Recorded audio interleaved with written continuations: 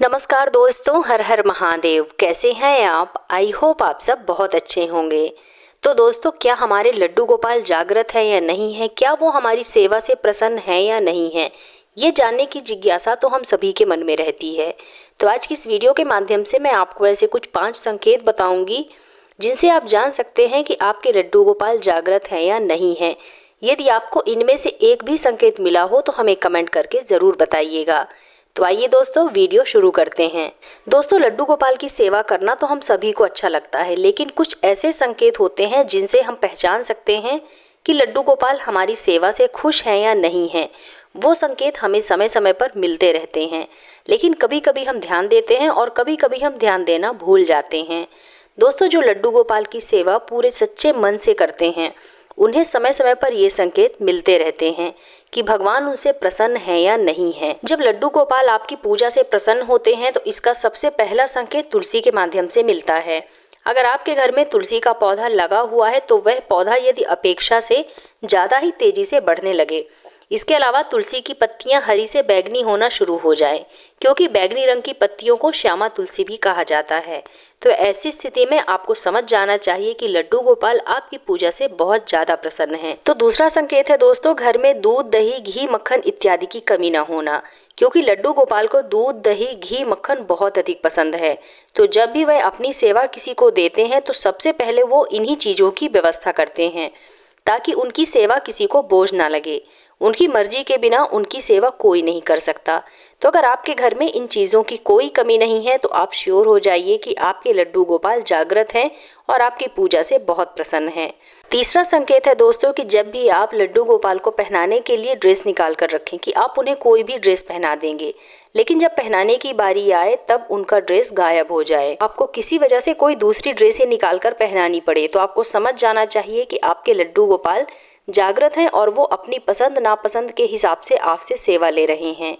चौथा संकेत है कि अगर आपके मन में अचानक से कोई चीज़ बनाकर लड्डू गोपाल को खिलाने का मन आ जाए, आपको लगे कि चलो आज हम ठाकुर जी को यह वाला भोग बनाकर लगाते हैं, तो आपको समझ जाना चाहिए कि लड्डू गोपाल खुद वो चीज़ें आपसे मांगना चाह रहे हैं, इसलिए आपके मन में ये भाव आया है।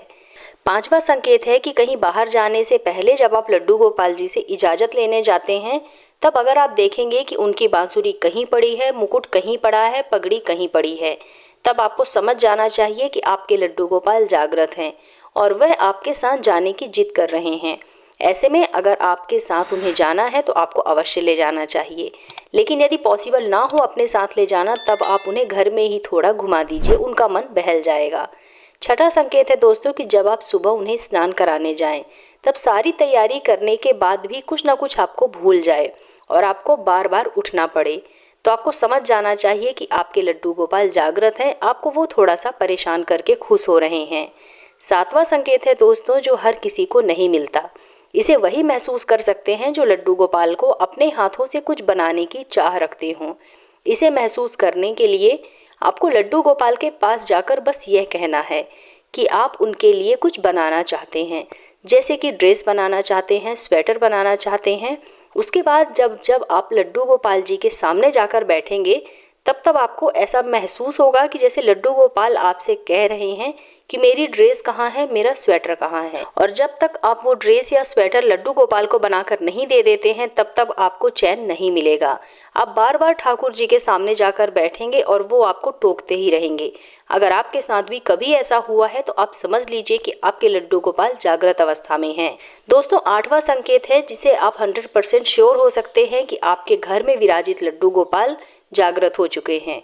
दोस्तों, ये संकेत थोड़ा सा अलग है, जैसे कि आपकी कोई चीज़ घर में ही कहीं खो जाए या फिर आप खुद ही उसे कहीं रखकर भूल जाएं और जब आप उसे ढूंढते ढूंढते परेशान हो जाएं, सारे प्रयास करने के बाद भी आपको वो चीज़ ना मिले, तो जब आप लड्डू गोपाल जी के पास जाकर उनसे अपनी परेशानी कहेंगे, तब उसके बाद आपको वह चीज़ ऐसे रखी मिल जाएगी जैसे कि किसी ने उसे वहाँ से उठाकर रख दिया हो, और आप सोच में पड़ जाएंगे कि अभी तो मैंने यहाँ ढूंढा था, तब तो ये चीज़ यहाँ नहीं थी, लेकिन आपको अचानक से ये चीज़ कहाँ से मिल गई।